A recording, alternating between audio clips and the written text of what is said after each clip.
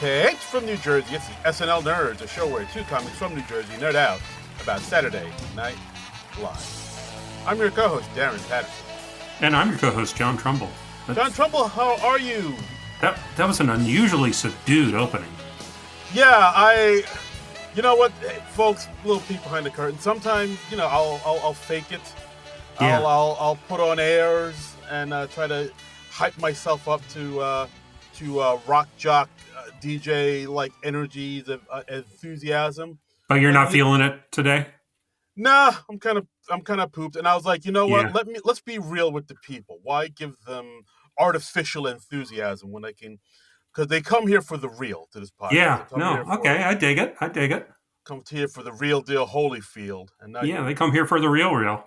Yeah. So I was like, I'm just gonna bring the energy down. But hopefully, I think as we go on and talk about this episode, I'll get excited and pumped up, and it'll be more all natural, as it were. Will you? I think so. This episode? This episode with Walton, Goggins, and Arcade Fire, season 50, episode 20 from May 10th, 2025. This episode is going to get you excited and pumped up? Well, maybe not this episode, but us talking about it and okay. All right. Possibly making fun of it. Yes. Okay. Yes, I can get behind that. Yes. There all right. Let's do that. Now we're cooking with gas. Yeah. All right. Cold open. Let's do it. Cold open. Let's just leap right in. This is listed on YouTube as Trump Mother's Day cold open. And folks, you could probably write this yourself by this point, right?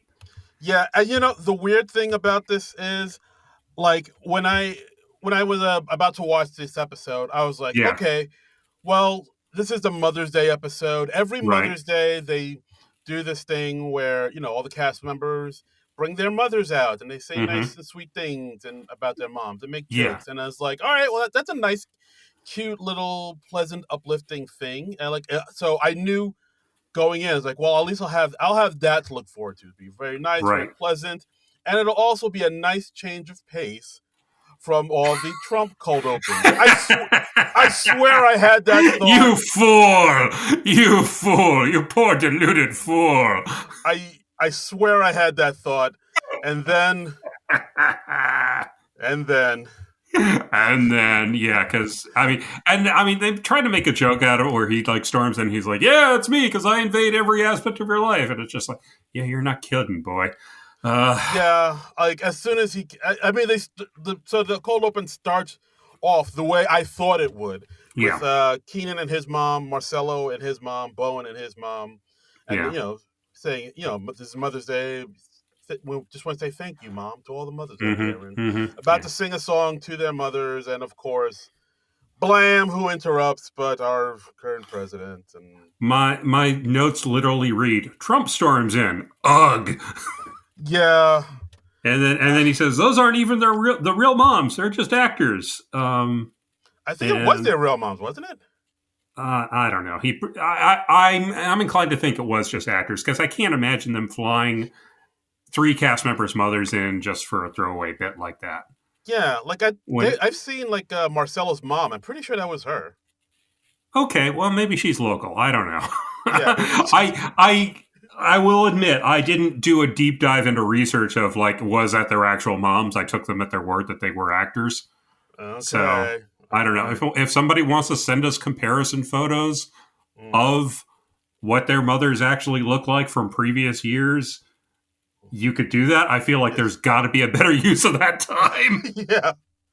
Like, call your senators. Call your representatives or something. Yeah, let's maybe make the world we're in a little bit better, and not just do things like that. But it's basically so JJ storms in with his Trump, and just the rambly bambly stuff, talking about the new Pope we have, who's the first American Pope. Yeah, from Chicago. And he said at one point, "Why aren't we doing the Pope?" And I was like, "I don't know, show. Why aren't you?" I mean, that was a big story this week. You could make a good sketch out of that and give us a break from this relentless Trump BS. But yeah, like you're SNL, right? You can do whatever you want. Like, well, you don't have to keep doing this Trump shit. Well, especially when it's just when it's just this weak ass Trump shit where it's just the joke is he comes in and he interrupts and he makes. We've seen this a million times before. What's the point of doing it if we're not going to do anything new? Yeah, and of course, talked about he doesn't like holy water. Why does it burn so bad? Yeah, not a bad line, but Yeah, the Chicago Pope is like people are probably saying stuff like the Pope or the prayers, which yeah, I swear that's joke. That's some jokes I've seen on my Facebook feed and like on Twitter and stuff. yeah. Ooh, you still go on Twitter?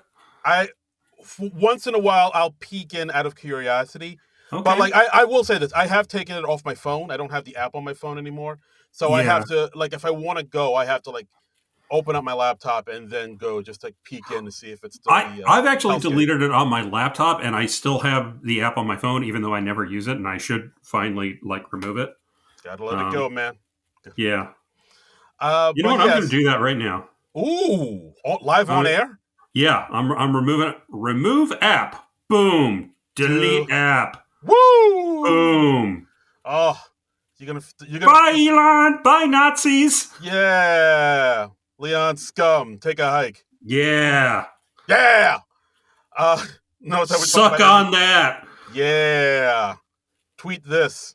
Yeah. Tweet these nuts. Yeah. Yes, we seem to be talking about a lot of things other than the cold open, but I will. Yeah, I mean, they're mostly more interesting.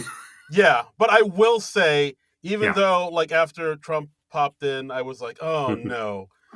When we got returning cast member Cecily Strong reprising her role as Janine Pyro, Pyro, I was like, okay, all right, now I'm back in. Yeah. I mean, always fun to see Cecily again making a cameo, and really, I think, and she just had a baby like a month ago, I think. Yeah. And yeah, so she's like a brand new mom because she was still like pregnant, very very pregnant at the 50th anniversary special, and I think she gave birth like a month ago, and she had a post on Instagram about like she brought her baby to SNL and met everybody. This is her first Mother's Day. Yeah. So that was nice, and they had a line. They said she's the most important quality I look for in a lawyer. She's on TV. So fantastic, and yes, Cecily gave birth on April 2nd. Wow. So we're like not even 6 weeks in to her motherhood. That's something else. Well, congratulations to her. Congrats from the SNL nerds. Yes, and then. Yeah, so the same old sort of box of wine jokes. She's got a big purse and it's got wine in it, and then Colin Jost comes in as Pete Hegseth. She does spit takes in his face, several. So glad to see the COVID protocols at SNL are still going strong. It's like it never even happened. I mean, it's like they just had the anniversary special. Several people came down with COVID. Let's have Cecily Strong spit wine into Colin Jost's mouth. What could go wrong? COVID? What's that? I mean, at least nobody was like spitting wine on her, so I guess there's less chance of her catching something. I guess, yeah. But yeah, so we have Jost coming in as Pete Hegseth, talking about how he isn't drinking anymore, and he promised, as soon as he said the line, I promised that the bottle would never touch my lips. I was like, Yeah, you know where it's going. You know it's going. And of course, that's when we have Pete give Cecily, who's playing Janine, a bottle of whiskey. It's like, hey, have a swig of this. Well, I'll tell you how I accidentally added Kim Jong-un to the group chat. And of course, she does a spit take, and of course, his mouth is wide open. I mean, look, I love seeing Colin Jost get literally spit on as much as the next person, but yeah. I pay good money for it. But still. Yeah, it was an cold open at best. So for me, I think the fact that Cecily came in and Colin, it saved it. If it wasn't for those two, I would have been like pretty down on it for sure. That was the part I rewatched. I skipped over the JAJ Trump stuff because it's just I'm over it, Yeah, it's a thing where And then nothing against him and nothing against his impression or anything like that. Yada yada yada. I had to repeat this every damn week. Yeah, no, we're like a broken record at this point. It's a phenomenal impression. It's just we got to figure out something different to do with it. Because I mean, it's just the cold opens just seem so rote these days, and and I dislike it. One, because it's kind of dull and repetitive, and two, because it makes this first part of the podcast dull and repetitive. Because what more can we say about it when they're doing practically the same cold open every week? I mean, the cold open's supposed to like kick off the show. It's supposed to get everybody excited, be like, here we go, and it just doesn't seem to do that as much anymore. No, not lately. They've got a cold open problem, and the first step of solving that is admitting you have a problem. Ooh, nice. So nice. But every time I see the cold open, I'm like, all right, well, we got through that. Let's move on. Yeah. Oh, what is it? The main source of suspense now is like, is Trump going to come in 1 minute in or 2 minutes in? That's right. Ooh, I wonder which it's going to be. Place your bets. Yeah. That's right. Anyway, monologue. Walton Goggins monologue. First time host Walton Goggins. Comes on out. He's talking about what it's like to become a sex symbol at 53 years old. Because of course he was on White Lotus, and since then people have, I don't know if it's, I guess the ladies and the chaps seem to see him as a bit of a sex symbol. He's a bit of a thirst trap, apparently. Yes, Yas Daddy, or Zaddy, but and then he shows all these online articles about him talking about, oh my God, is this greasy-haired guy with bulgy eyes the new sex symbol? Yeah, and basically like a lot of clickbait headlines about it. Very, very backhanded compliments, just noting that he is, I guess, an unconventional sex symbol. Yeah, this daddy with the receding hairline is got all the ladies agog. Yeah, and of course he says, like, hey, I've had the same hairline since I was 7. It's not receding; it's holding strong. Yeah, it's holding its ground. Yeah, and then he talked about, like, the last headline used the word whom, and he says, what I'm most offended in that headline is it used the word whom. That's so pretentious. And then he does this weird ass pivot, and he says, but you know what wasn't pretentious? My upbringing. And I'm like, whoa, what? Right, that was weird, right? That's the weirdest, most abrupt left turn I think I've ever heard in an SNL monologue. That was nuts. Look, we're not great at segues here on the podcast, but that's segue makes us look like segue kings. That was. You know what isn't pretentious? Atlanta, Georgia. Like, the fuck? What are you talking about? Yeah, and then he goes into that and talks about his tough childhood. Because we're supposed to get on his side and all that, and find him relatable. And his mom is there because Mother's Day again, and he invites her up to dance with him, and they do like a little 2-step. I think it was clogging. First they dance to a nice little slow dance to some Al Green. Right. And then he says, you know what, let's kick it up a notch. And then they start doing some clog dance. Because he mentioned how when he was a kid, he was raised by his mom and his aunt, and like his mom would take him like clog dancing and doing the 2 steps, down there in Atlanta, Georgia. There had to be a better way we could get to that, though. There had to have been. Yeah. What was that? That was just so weird. Yeah, but it's short. Were we pressed for time? Did we cut a paragraph somewhere? What happened? SNL monologue. Yeah, I was actually kind of surprised how short this this monologue was. It's like we're just like in and out. It was. Just that abrupt transition that just threw me for a loop. Though I was like, say what now? We've had a lot of laughs, but let's get serious now, people. Yeah. And I think it also played very strange because of how seriously he played it. He was like, what wasn't pretentious? My upbringing. It was like, we've had a lot of fun here tonight at SNL. Let me talk to the kids now. Tonight, it was so odd. Tonight at a very special SNL monologue. Yeah, it really. I expected to hear like a slow piano playing in the background or something. Yeah, it was like, is Kate McKinnon playing Hallelujah in the background or something? What's going on? I was like, what the fuck is... Wow, what a... And now Paul Simon does the boxer. Lie, lie, lie. Lie, lie, lie. Oh, my God. See, and I'm up. Now I'm up now. Yeah. Yeah. But yeah. I'm going to bring the room down for a minute. Just so odd. I'm glad I'm not the only one who thought that was really weird. Yeah, that was some whiplash right there. I was like, yeah. What the? I was like, I guess. All right. Yeah. I guess that's a way to get into your clog dancing. I don't know. There had to be a better way. There has to be a better way.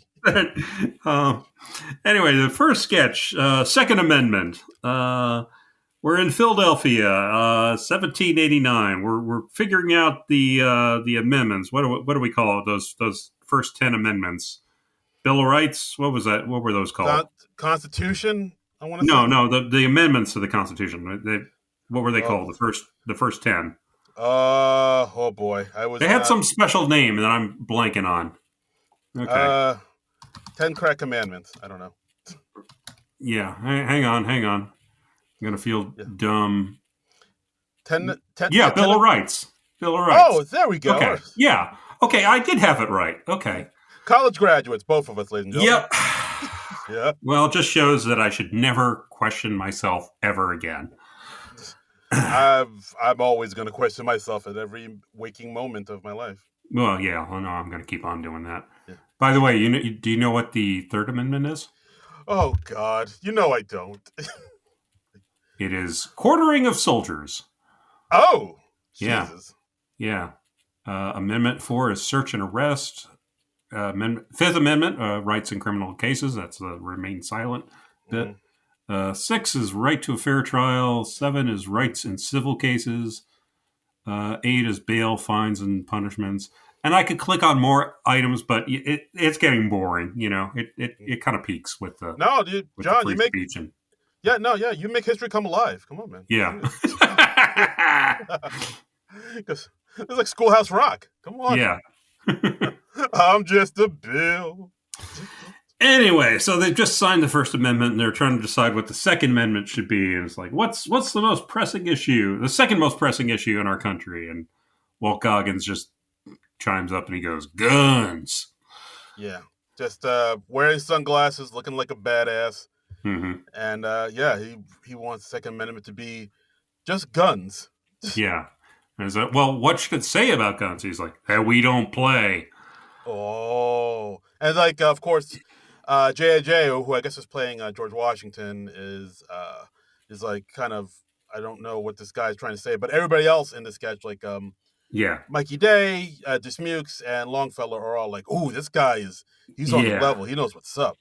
Yeah. They're like, "Oh well, I don't hate it." And they're like, "Well, we just ratified the First Amendment, and you know that says like you can say and believe whatever you want. Maybe the gun thing would balance the First Amendment out, you know?" So it's like bingo. And and they kind of debate it. I don't know. What'd you think of this? I agreed. Sigh. Yes, that's pretty much how I feel about it too. Like, I feel like this could have been a stronger sketch because it is. Yeah. Like you're kind of getting into our Second Amendment and guns. Mm-hmm. You could. I feel like they were trying to maybe say something about it and the right to bear arms and all that stuff. Because there's a lot of comedy, I guess, that could be mined from that. Some smart jokes to be made, but it seems like they just didn't have the nerve to just go there and like. Didn't Key and Peele do a Second Amendment sketch kind of like similar to this years ago? I don't remember. Did they? Where I think they got into like a big debate about like automatic weapons or something like that, like hypothetically. Oh. I don't know. I have a vague memory of this, and let me see if I can find that, or if my memory's just playing tricks on me. Okay. But yeah, it's just like it feels like the sketch is missing something. Like it. Yeah. Like it's basically Walton Goggins plays like this, the silent badass in the room, talking about how we should have not have guns but bear arms, and everybody gets Mm-hmm. super jazzed and pumped about that. And I I don't this sketch is missing something. Like I feel like You know it's what it's missing? It's missing Key and Peele, and mm, and Jordan Peele goes back in time to stop the Second Amendment. bingo. There it is. Yeah, that's what it's missing. Yeah. That's what So it's missing, man. that's what all sketches are missing. Yeah, So we just so need more Key and Peele in sketches in general. here. Yeah, So yeah, so then the sketch ends with this guy Matt, who Goggins is playing, convincing them yeah. to put in right to bear arms, and he says, "Well, it looks like my work here is done." Mm-hmm. He as he leaves, I think Mikey Day says, "Well, will we ever see you again?" And it's like, "Well, it depends on where you look." Then he puts his fist up in the air Yeah, like Judd, Judd Nelson in the Breakfast Club. and then Yeah, they start playing the Breakfast Club music. yeah, yeah. Uh, Don't you forget about me don't you by forget about Simple me. Minds.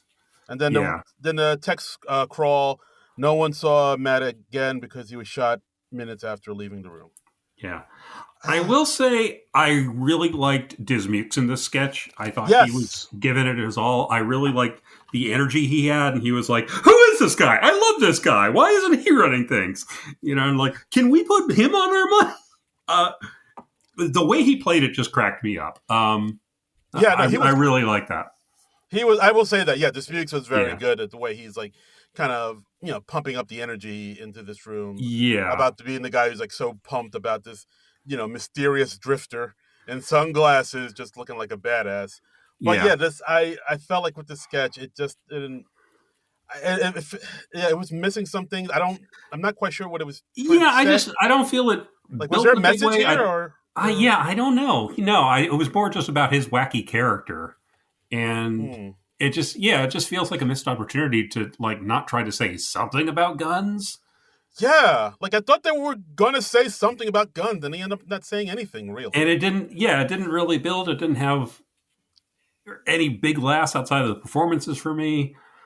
So yeah, it was kind of a swing and a miss for me. Yeah, yeah, I would agree. So next up, got ourselves a pre-tape. Mm-hmm. Got ourselves a tiny baby shoe. Yep. This one was For, written by Dan Bulla, Jim Fowley, Sierra O'Sullivan, and Jane Wickline. I would have bet money Dan Bula was one of the people behind this. I am not surprised to hear that at all. This is a Bulla joint. Yeah, this is. It has had the Dan Bula stink all over it, man. It's reeks of Bulla. I could smell the Bula on this sketch. Oh, what, you step in some Bulla? Pu, what's that still? I don't mean this as derogatory as it sounds. Yeah, I know. I may have taken it too far. Yeah. Although, to be clear, I did not like the sketch. Yeah, this was a weird one. So in it, we have Heidi and Jane Wickline going into a zoo. Right. Heidi is talking to Jane Wickline about a few things, but she's not paying attention Yeah. because she happens to see one lone tiny baby shoe on the ground at the zoo. Right. And then she starts to sing a song about it, about trying to Mm-hmm. find the baby whose shoe this belongs to, and how once I find you, like I'm gonna be your mom. It'll be like a Cinderella situation where I'm your mom, and even if you have a mom, well, now you'll have two moms. And turns You out, remember that sketch they did about the tiny horse? And then the other sketch they did about the tiny horse? It's like that, but with baby shoes. I think Tiny Horse is a little bit weirder, but I see what you Well, mean. yeah, but tiny thing, we sing a song about it. Come on. Yeah, I see what you're saying there. All right. Yeah. Yeah. So it turns out that the shoe does not belong to a baby, but a full-grown adult man with tiny baby feet, played by Yep. Walton Goggins. Hey, that's the host this week.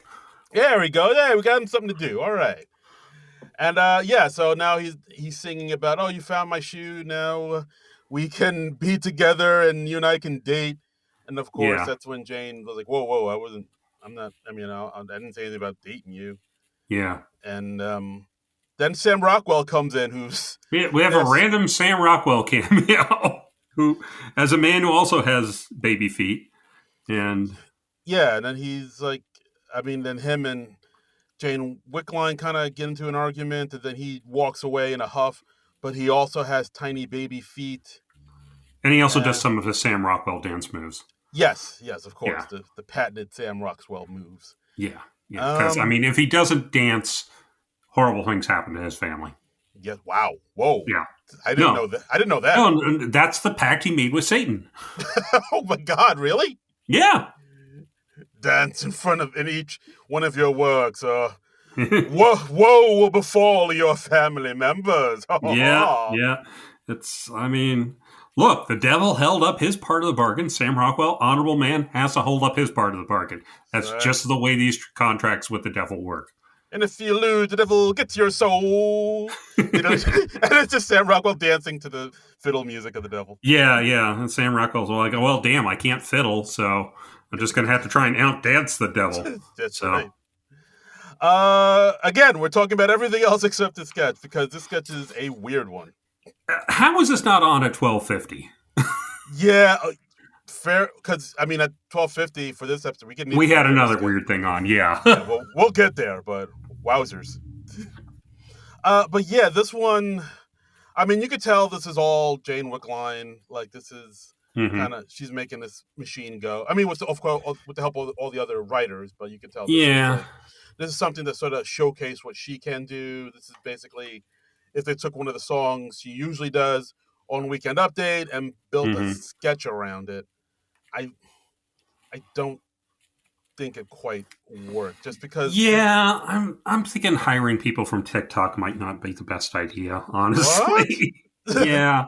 What? Hiring people from YouTube, I see it, but TikTok, yeah, I just. I don't know.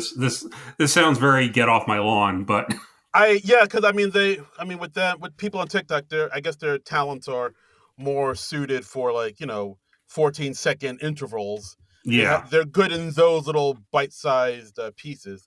Is that what the time limit is? 14 seconds? I don't know. I just made that up. Yeah. Okay.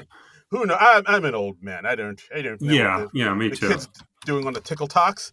But when they're good in those short little bursts, but when you ask them to do like a 4-minute sketch, that's like, that's like acting or asking a comic who got big on TikTok to do like a 10-minute set, whereas they're just like, I still gotta go. I still have to do this. I can't boomerang this. Oh no. But yeah, and also, the premise of just finding a tiny baby shoe, wondering who it belongs to. I guess that's something we can, that's something I can sort of relate to. I've found baby shoes randomly, but I never thought to make a whole sketch about it, because where do you go from it? And the escalation is kind of, I don't mean to sound as down on it as I am, but yeah, this one was. I do, however. Ooh, wow, you own that. No, I didn't care for the sketch. I didn't think it went anywhere, and it was just, I don't know. I don't like weird just for the sake of being weird. Fair enough. Being weird is fine, but be weird in the service of a gag, please. Yeah, and I'm not going to laugh at just the weirdness. Yeah, I hear you. And it just seemed like the building that they did do just seemed kind of weak, and I don't know. It seemed like even the people in the sketch kind of didn't really believe in it as much either. They tried to sell it, but even they were like kind of, this is kind of whatever. Yeah. When even a Sam Rockwell cameo can't dig you out of your comedy hole. And he makes everything better. So I know he does. I love Cecily Strong. I love Sam Rockwell. I love them cameoing on the show. I just kind of wish it wasn't in this episode. Yeah, I don't feel it use them to the best of their abilities. Yeah, fair enough. Cecily, I liked her a little bit more than Sam Rockwell in this, but I see what you're saying. Yeah. But another. Don't make me choose. Don't make me choose between Cecily and Sam Rockwell. That's Sophie's choice, man. Absolutely. Oh my God. Next up, Mother's Day brunch. Mother's Day brunch. We got Mikey. We got Dismukes. They're taking their moms up to Mother's Day. Their moms are played by Sarah and Heidi. Walton Goggins is their server, and he's flirty. Yeah, beyond flirty, because he's Yeah, basically saying, "Hey, I want to bone your moms," and right. like that's the majority of the sketch. And mm, Yeah, it's just kind of playing on Walt Goggins being the new sex symbol guy, I guess. And yeah, I mean they had a few good lines in here, like when mhm. Mikey was trying to shut that down. It's like, "Hey, can we get some menus here, please?" And Right. then he said, "Well, hey, are you Lord Jesus? No, then don't be cross." It's like, all right, that's kind of funny. Yeah. And of course, hey, and when he tells Dismukes, hey, pipe down there, youngin. You got to spend 9 months inside your mom. I'm just trying to get 20 minutes. It's like, all right, that's disgusting, but it's hilarious. It paints a word picture. Yep. Really does, really Yep. does. And but yeah, like yeah, aside from the you know decent lines here and there, yeah, this sketch was kind of didn't quite Didn't make come it for together. me. No. Yeah, Yeah. I mean, like I mean, on the great pantheon of SNL sketches about having sex with somebody's mom, this is no mother lover. You know. no, not at all. That's Yeah. that's the alpha omega.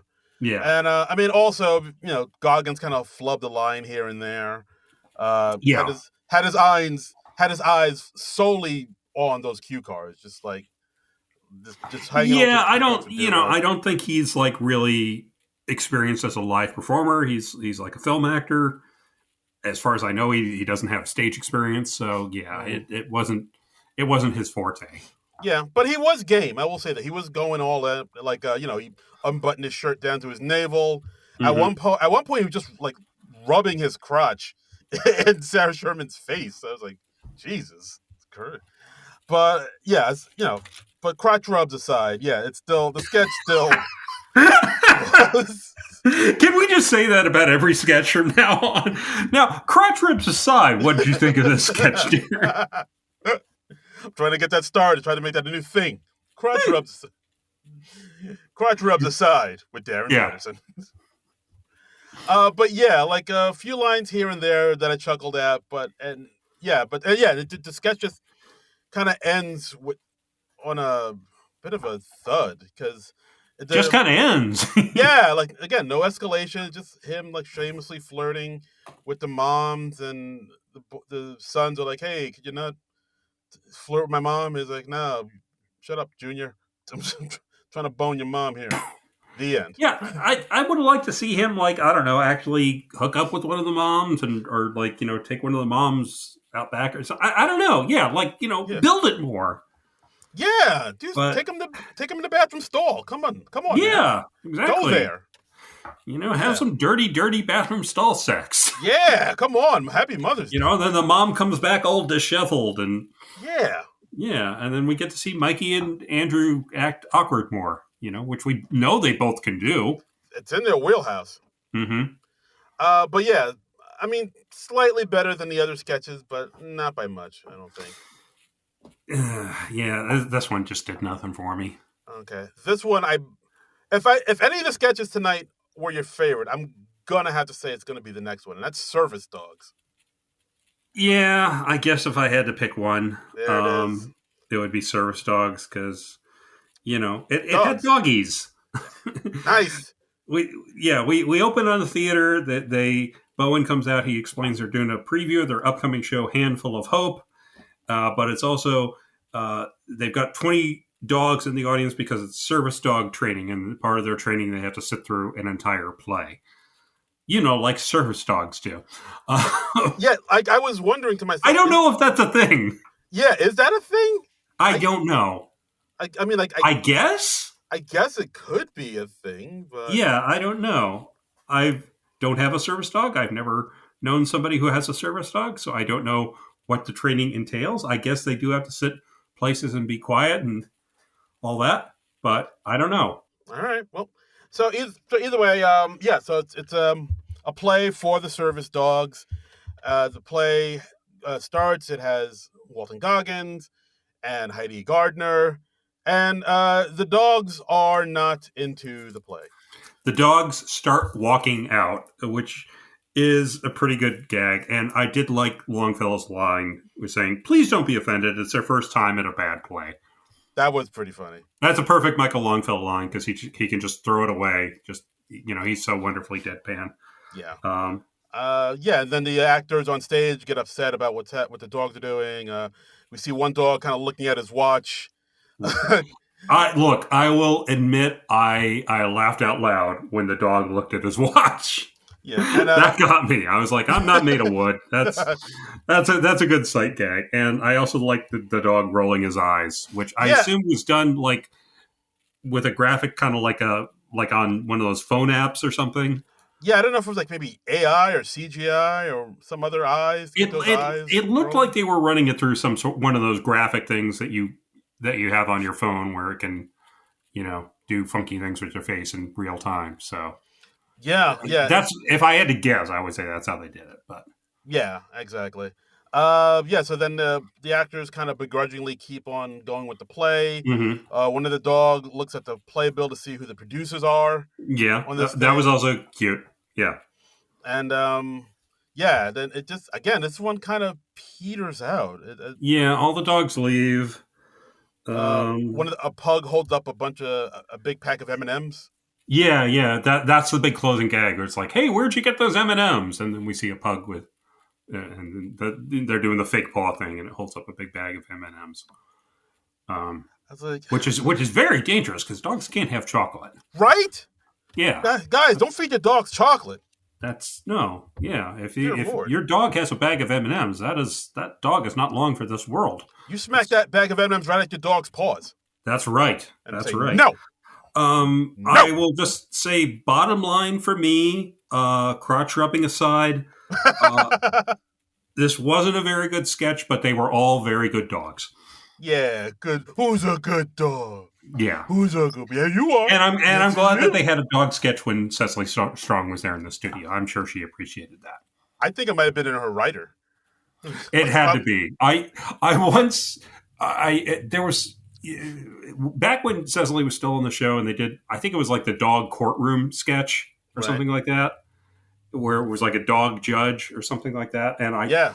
she posted about that because she had a big part in that, and I said, like, if they just changed the format of SNL to like an hour and a half of Cecily Strong playing with pups, I would be 100% behind that. And she replied, like, I would too.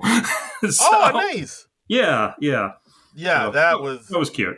I mean, that one scene where that pug just did not want to be held down by her, and like her, just squirming out, trying to get free from her was wow. Live television, people. I mean, look, having real live dogs on the show is always fun because it's always a little unpredictable, and that's half of why you're watching a show like SNL. And like dogs with fake arms, I'm a sucker for that. That's something I just consistently find funny. So I half like this sketch. It wasn't as funny as I would have liked, but as I said, they were all very good dogs. Indeed. Yeah. Good boy. Good boys. Yep. And girls. I assume some more girls. Yeah. And they, thems, yes. Girl dogs could be in comedy sketches too, Darren. Girl dogs aren't funny, John. I think Belushi said this over and over again. Jerry Lewis said it. Yeah. It's like girl dogs just aren't funny. They just don't have the comedic timing. It's just not in their genetics. Yeah. Okay. It's science, all right? It's bred out of them. Science. All right, next we got our musical guest. We got Arcade Fire, and this is their sixth time on the show? Yes, I believe their sixth time. They performed two songs, Pink Elephant and Year of the Snake, on their new album that just came out last week. Okay. I did not take any notes. I like Arcade Fire okay, but they're not. Yeah. I don't know. What are your thoughts on them? I've liked them in the past. I did not like what they did this week. The first number, Pink Elephant, it was just kind of like a dirge. I kind of kept waiting for it to kick in, and it never really did.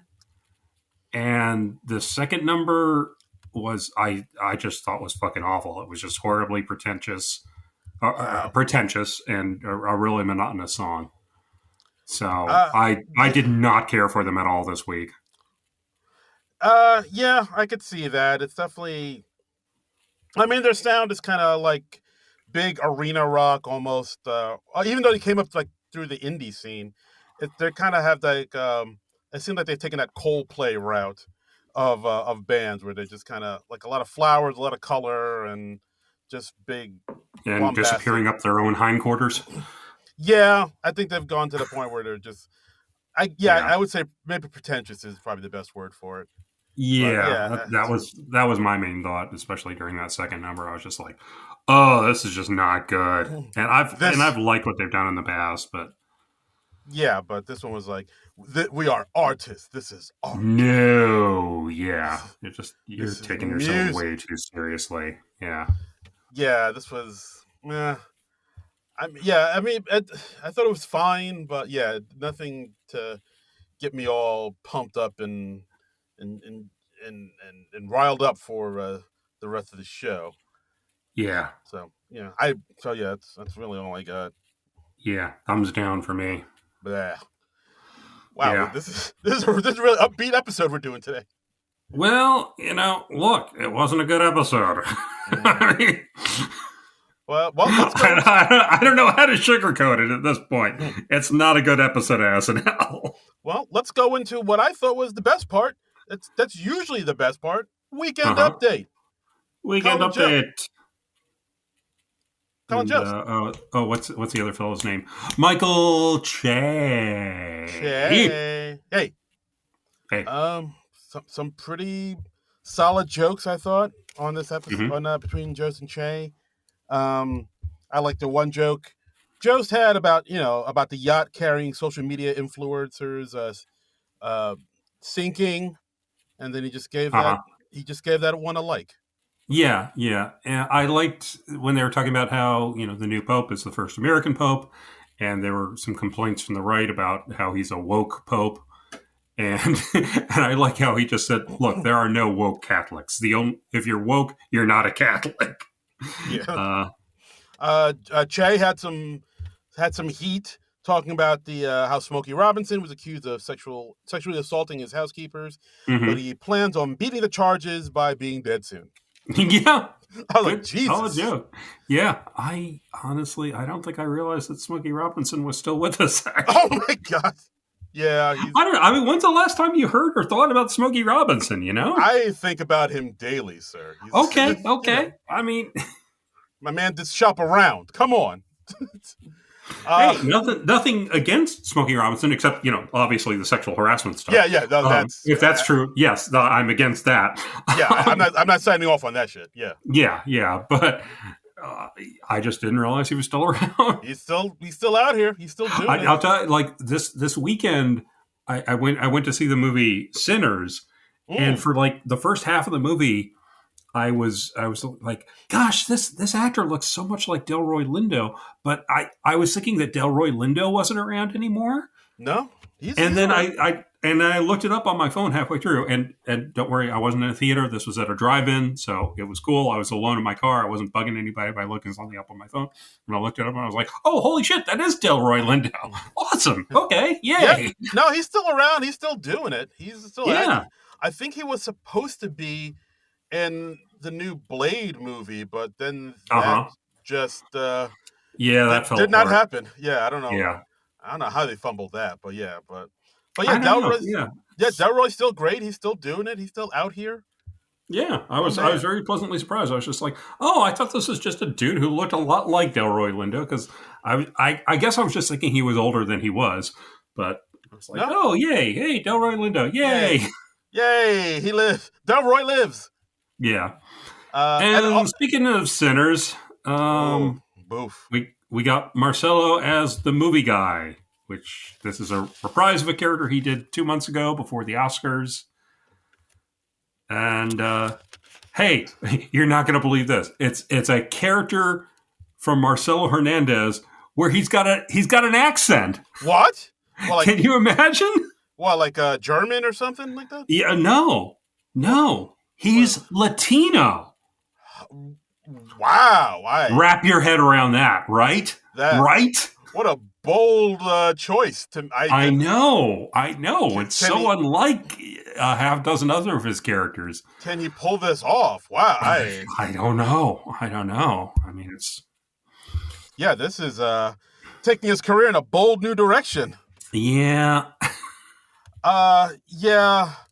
If you, I don't know. Part of me kind of thinks because Marcelo got so big and popular with Domingo, Domingo. Yeah. I feel like with things like this, it's the writer saying, "Hey, I wonder if the people that like him, Marcelo, will watch him do literally anything, like anything." Let's test the audience patience. Yeah, because it's more the same talking about, the movie Sinners. Yeah, I didn't see that. Yeah. Jurassic World this summer. Also, Jurassic World Rebirth is coming out. I got early access to it, and I didn't see it. And Yeah.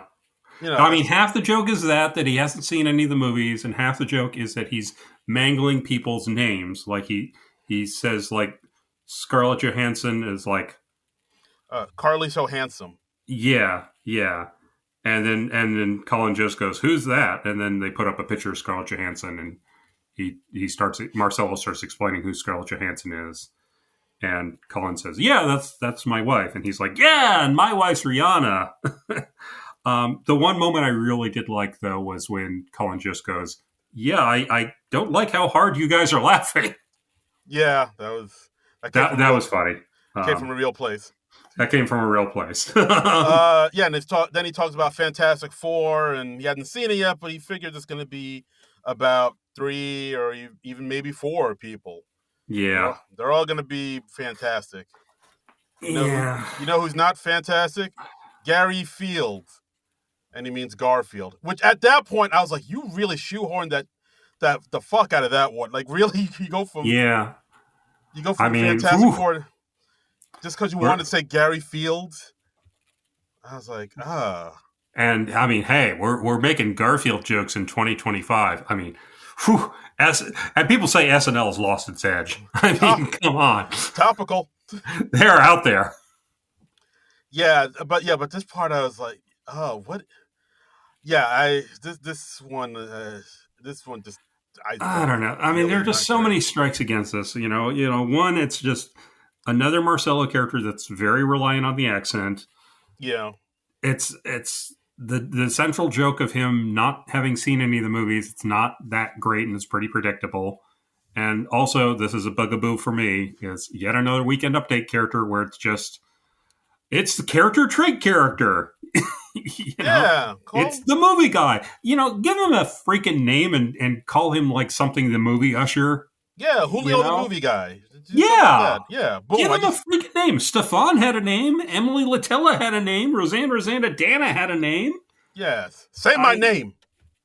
When did this start? Did this start with the girl you wish you hadn't started a conversation with at the party? I feel like it did. I feel like, or maybe even Drunk Uncle, but they came out probably around the same time. But yeah, around those two is when was the beginning of the end. Yeah, and we have literally like 2 more in this Weekend Update, and I'm just very sick of like, oh, please welcome. Here's the joke, and Yeah, but with this one, the jokes are weak, and it's if these aren't even really jokes. They're pretty weak material, and the whole thing just hinges on how charming do you find Marcelo. If you really find him that charming, and you can watch him like read the phone book, then this will be for you. If you want something, if you want something like jokes, then you probably won't. For those of you who like those jokes, you highfalutin fancy boys that like you jokes. May not care for this segment. Yeah. I don't mean to sound so salty on this episode. Yeah, I mean, we should probably move on because I don't want to just be constantly ripping this apart. But yeah, the movie guy doesn't do anything for me, and I would be fine if they don't bring him back. Yeah, here. But then they bring on a man to talk about tariffs, and this man is a guy who just walked into a spider web. Yeah. It was Mikey Day, and he's, as I said, he just walked into a spider web, and so he's sort of fidgeting throughout the whole thing, and then before long, he's ripped off his sweater, his shirt, because he thinks he feels it crawling around on him. This was dumb, but it did work for me. I would agree. Like, I think because Mikey really committed to it, and for one thing, it's short. It's like 2 minutes, and for another thing, Mikey, like I said, he's really committed to it. He did some really good physical comedy too. Like I was like, how come I've never seen him do anything like this before. Like he like falls out of the chair, like you say, he rips off his shirt, he falls down again a couple times, and he's like just slamming his shoe against like where the spider is. It's like, oh my god! Ah! And then when it's all done, and he's like holding his clothes, right, and he has and like the cuff of his shirt is still like on his wrist, and he can't quite get it off, which was that. I mean, that added another level of humor. Yeah, so he's just like shirtless, holding his clothes, and he's like trying to compose himself, and he's like, "So should I just like talk about tariffs now?" And then Colin's like, "No, get out of here! What the?" Yeah. I did, so this did work for me. It was dumb, but it was well performed, and it didn't overstay its welcome. So I would say that would be my favorite death segment of this week. Here, absolutely. And then we got a third one because we got Heidi Gardner as Diane, the mom who's only read about New York City on Facebook. Telling you that character trait right up front. Right up front. Because God forbid, I mean, we can't risk them not knowing what the joke is ahead of time. Nope, we got to spell it out for you nice and plain. Right. I mean, why don't we just flash it on a neon sign behind them? This is the joke. This is the joke. Joke coming up. Joke coming. Joke incoming. Joke coming in 3, 2, 1. Joke. Joke completed. That was a joke. I registered that as a joke. So she has all sorts of misapprehensions about New York, and she doesn't even want to let go of her purse because she thinks it's just rampant crime. She thinks it's New York from the 1970s, basically. Yeah, and I do like how, everything she knows about New York is stuff she read on Facebook. So she said, I read a post about a white woman, neighborhood, my age, white. She took the subway, and 2 stops later, she had a missing AirPod, 2 face tattoos, and now she's a Crip. Yeah. And like and then that's the premise. Like she just goes into all these stories she's read about on Facebook, all happening. I did like how she casually needs to mention the race of the woman that she hears these stories about. Like, I read about this woman, she's white. Yeah. Bought sunglasses, and now she sees porn everywhere. Erased her memory. Now she has porn in her memory. Yeah. And it's like, I'm not. I agree, Darren, who's black. She read another post about a woman, mother of 4, mixed. And man took a photo on the street. She passed out, woke up in Abu Dhabi, chained to a bed. It's like, sorry, kids, mommy's last name is Abdul now. Yeah. And I mean, again, this is something I feel the jokes are okay, but I think what made me like it a little bit more was Heidi's performance. I think she was. Yeah. I do enjoy her character work when she really kind of hones in and like really gives it her all to sell something. Yeah, it was well performed. It still didn't really rise above the level of okay for me. Yeah, I'll give you that. Yeah. I do want to give a shout out to another one of Che's jokes where he was talking about the model. I think this is somebody who went to the Met Gala who had. Oh yeah. She had an image of Rosa Parks on her underwear. Yes. And Che said, well, hey, at least they put her in the front. I was like, that's a solid joke. That's a great joke. Yeah, and that one about the AI Trump Pope picture, about how Trump said the Catholics loved it, but Che finds it hard to believe that anyone in the Catholic Church would be into something so juvenile. Yeah. Yow! Another solid, hard-hidden joke. Yep. Yowza. Che brings it. Do you think next week is going to be our last show with Justin Che? I don't know, man. Like I read the online Twitters, the people talking. Yeah. A lot of people seem to be convinced it is. Yeah. I'm not super convinced just yet, but if it is, I'm fine with it. You know, they've been on for like a decade now, I think, at this point. So they've done Weekend Update longer than any other team. So I wouldn't mind a change. Yeah, for sure.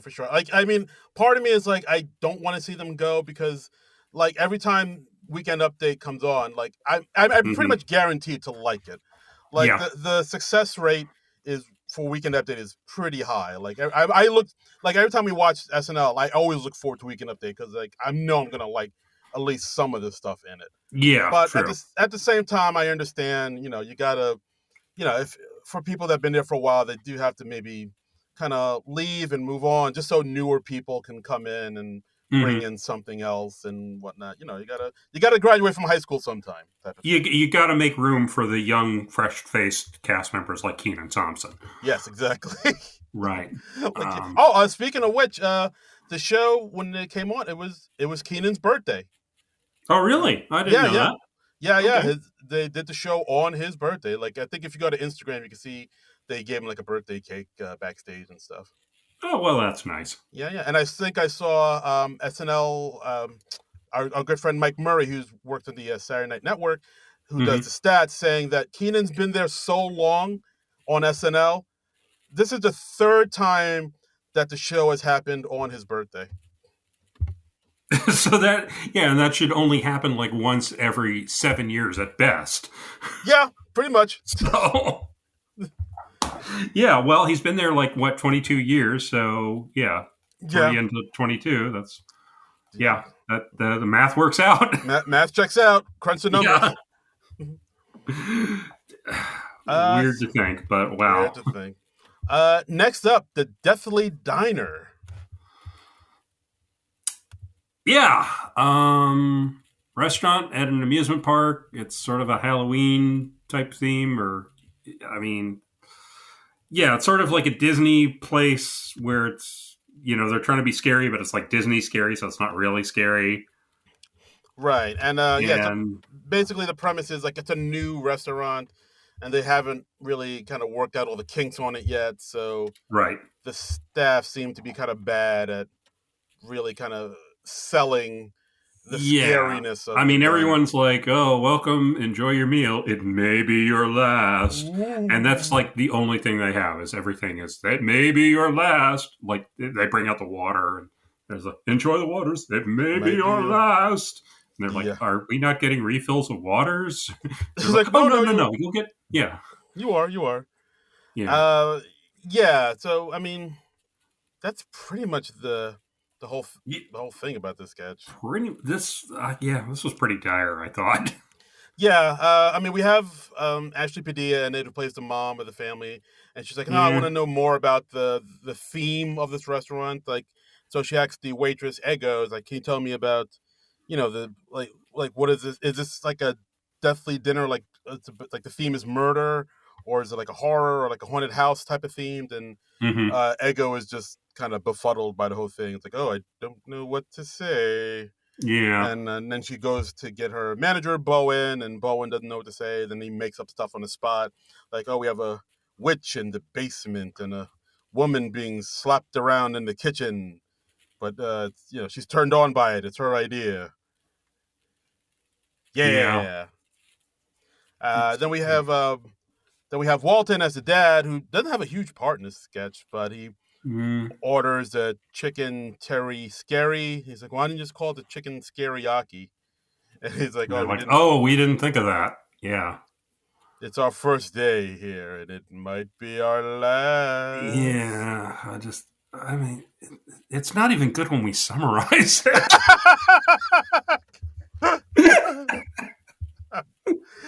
Woo!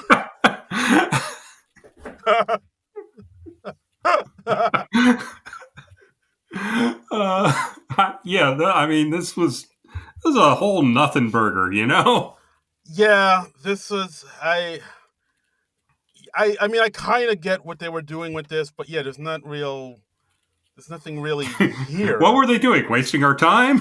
Maybe, yeah, Yeah. it did feel like they were kind of building it as they were going along with this thing. Yeah. It Uh, had the feel of something they were making up as they went along. yeah, and then the sketch ends with Keenan and Heidi as an elderly couple asking, wanting some service, and then Heidi saying, "Oh, Yeah. it's my 100th birthday," and then they say, "Oh well, happy birthday, but be careful. It could be your The first of first." many more. Yeah. What a blah payoff. Yeah, a lot of I don't know what happened here. This one was Yeah. oofa doofa. It felt like they're. I don't know. It was like, guys, read throughs in 10 minutes. What do you got? Uh They're just like typing up. Deathly Diner. Yeah, that's the ticket. Yeah. I got that.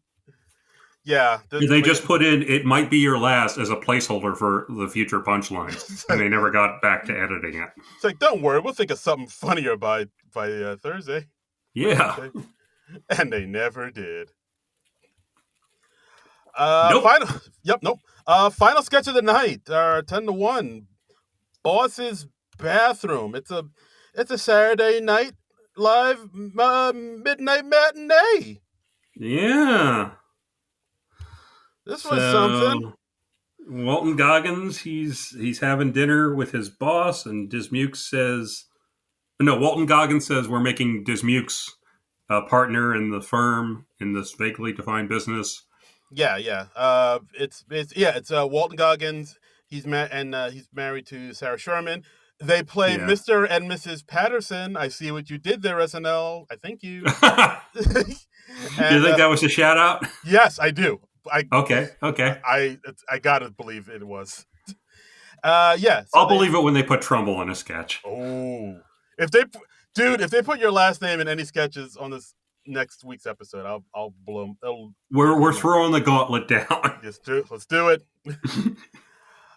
So it's Mr. and Mrs. Patterson, and they have over Dismukes. They're saying they're going to make him partner. They have him over at their house, and he's like, "Oh, thank you so much. It's a great opportunity. Also, do you mind if I use your bathroom?" And he's like, "Oh yeah, sure. It's down there." So he goes into the bathroom, super stoked to be partner. He looks at the toilet, and he sees one of those squatty potties surrounding. Yeah, it's like a step stool in front of the toilet. Yeah, exactly. It's like a little thing where you're supposed to use it to properly poop, and it's supposed to be better for like it gives you more optimal positioning or something for because like I think number two. Yeah, from what I've seen, like if you because you're supposed to sit in that squat position, like with your knees to your chest, and it's supposed to provide like better elimination and supports a healthier colon and stuff. So you did some research on this. I did. I had my boys in the lab give me some notes on it. And that's what I came up with. So Dismukes, uses the bathroom, takes a whiz, but he can't stop looking at that squatty potty. I do like the cut they did where he's taking a leak, and then it cuts to Walton Goggins pouring champagne into a glass. So I was like, oh, I see, because pee. I see what you did there. Yeah. And so then it's Walton Goggins and his wife talking to Dismukes about this new position, but he can't get the image of his boss doo-dooing out of his head and grunting and groaning, and his boss saying things like, "I'm desperate for a solid number two like you," and then Sarah Sherman says, "I'm sure you're gonna kill. You're gonna make a big splash." Then we imagine Sarah Sherman, taking a crap, and then it gets weird because then it gets weird. Yeah. Okay. All right. Because like as they're pooping, like he starts to imagine, like I guess like more trees and jungles around them, and because I guess when you're taking a crap like that, you look like a Neanderthal, like you're pooping like a caveman. So he imagines the house that they're in like kind of turns into this caveman landscape with pterodactyls, and he imagines the boss and his wife is a caveman and a cave woman.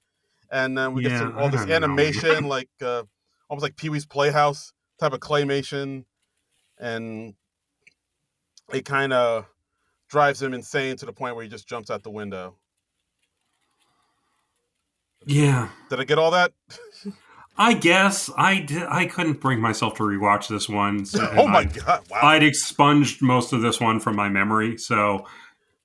You could be describing it. I could just be tripping right now. It's 6 of one, half a dozen on the other. If you say that's what the sketch was, I believe you. Okay, that's what happened. But yeah, it is a bit of a bad acid trip. This one. Oh, By the way, this sketch was written by Dan Bulla, Mike DeCenzo, and Jake Nordwind.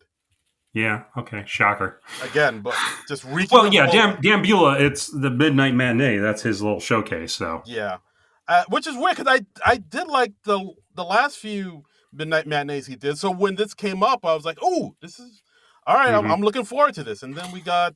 I would have rather had a Please Don't Destroy. Yeah, what happened? Are they still on the show? Where are they? I don't know. One of them's on the new season of Poker Face. I saw. All right.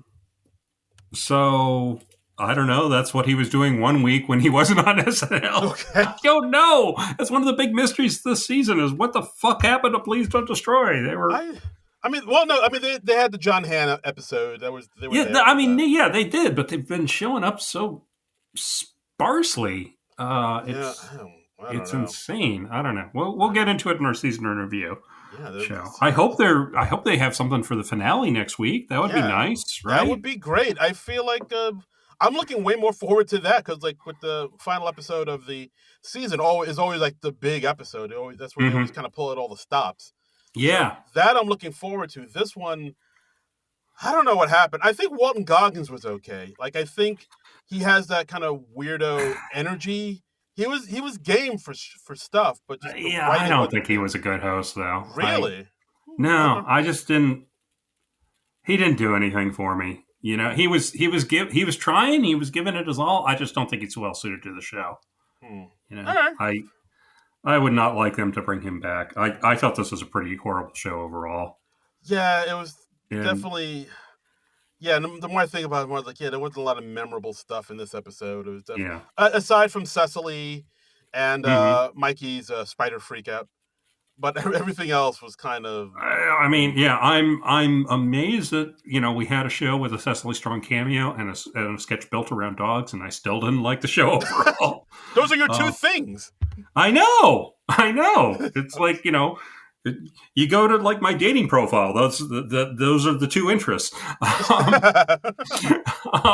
Cecily Strong, dogs, Elvis Costello. Yeah. By the way, did you see that James Austin Johnson apparently got injured during the show last night? I did see something about that. Yeah, what happened? Yeah.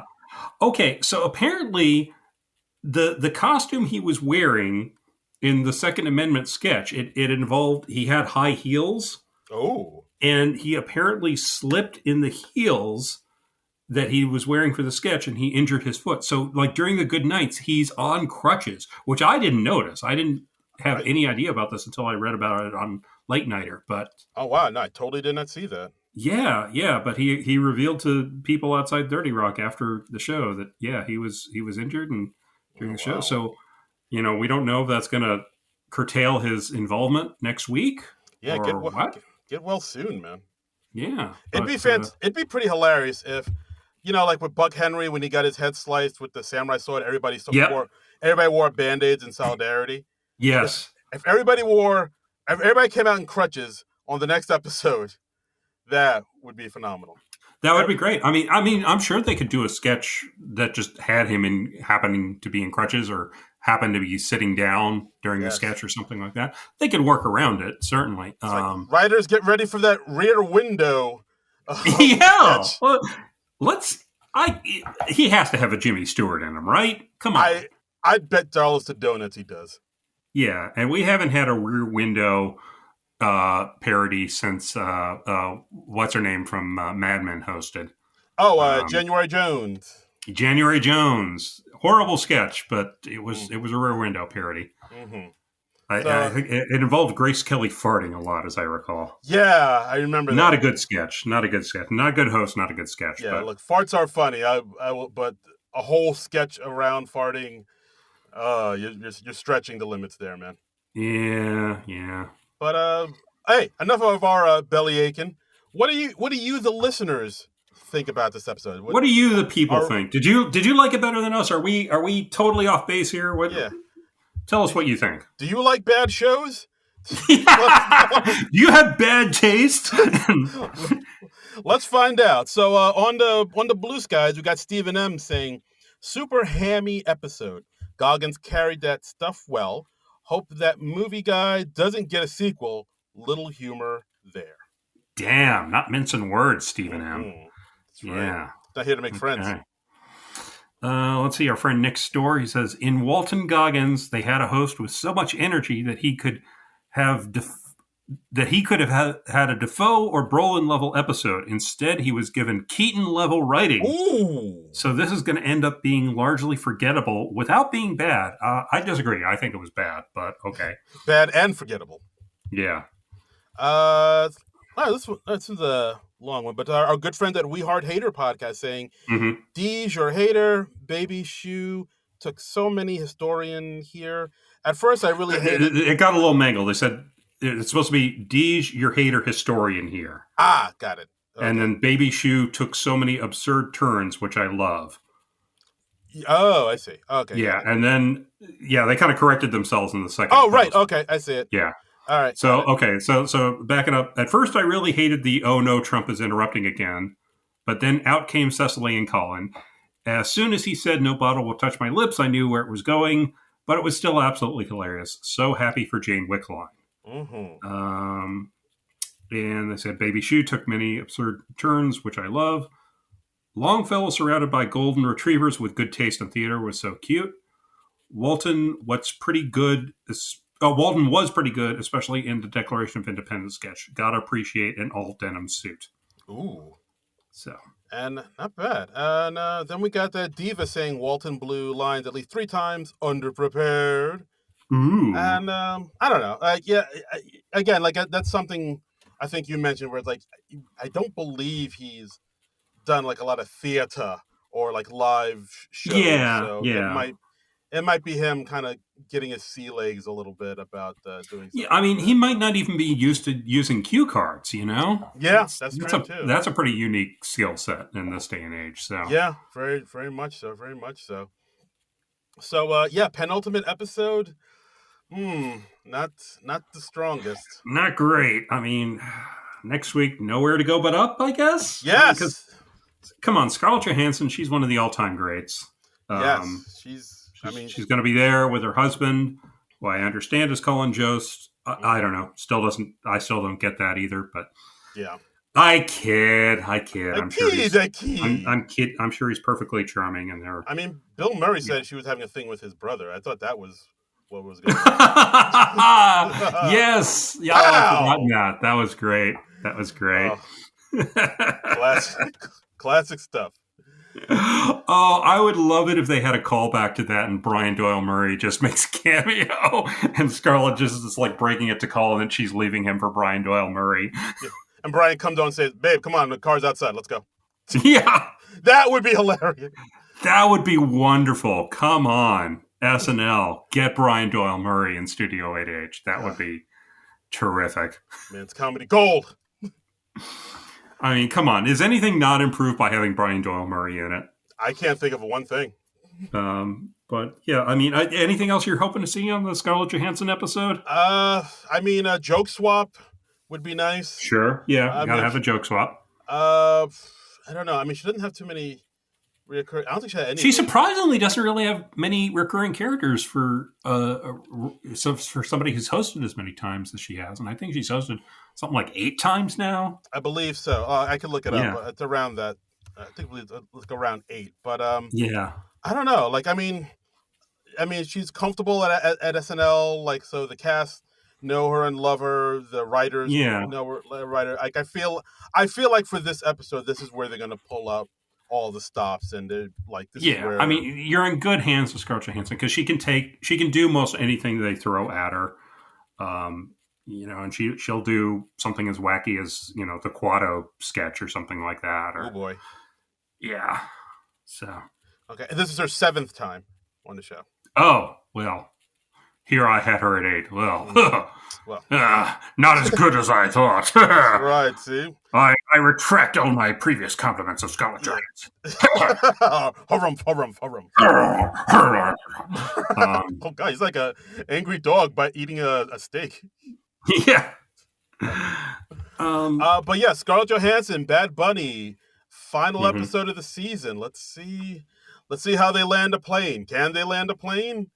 What's planes? Let's see what they do here on SNL. That plane's ended up on the ground one way or the other. It'll either be a smooth landing or a horrible crash. Could be a real... Or somewhere in between. Could be a real Newark airport situation. Yep. Yeah.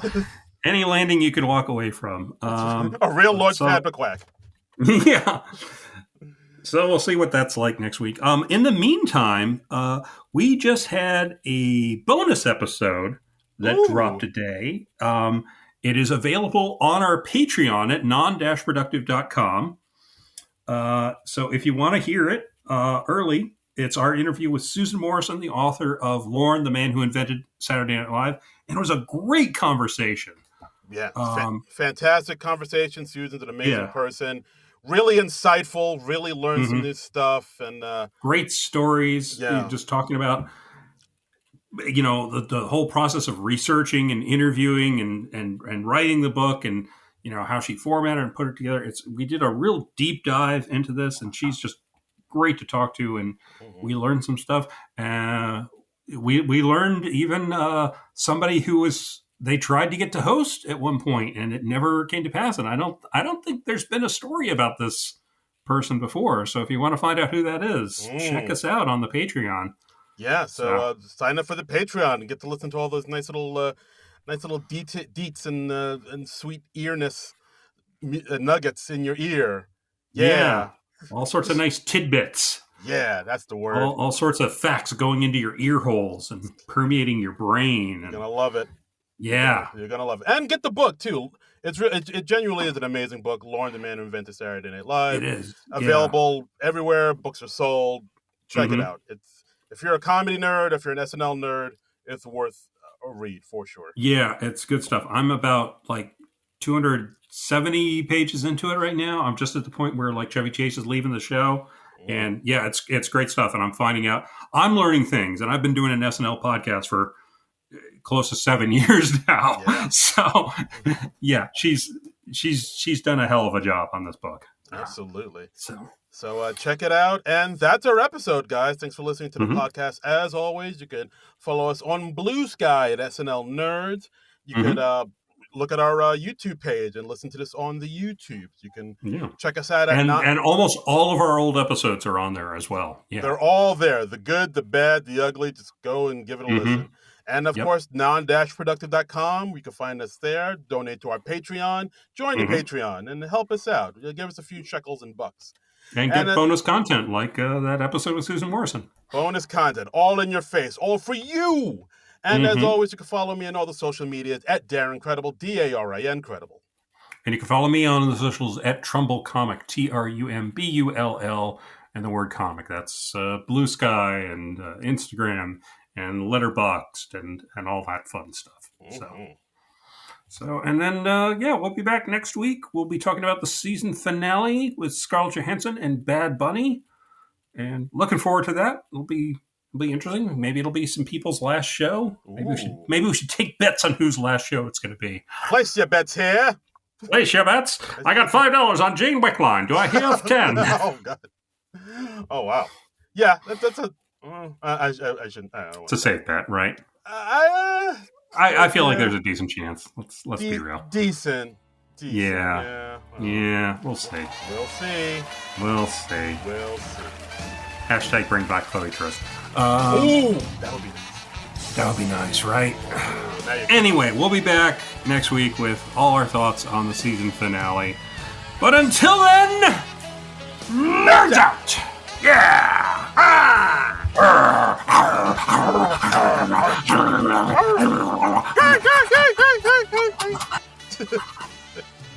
God. It happened. We turned into dogs. It finally happened. This has been a non-productive media presentation. Executive producer Frank Hablawi. This program and many others like it on the Non-Productive Network is distributed under a Creative Commons Attribution Non-Commercial No Derivatives license. Please share it, but ask before trying to change it or sell it. For more information, visit Non-Productive.com.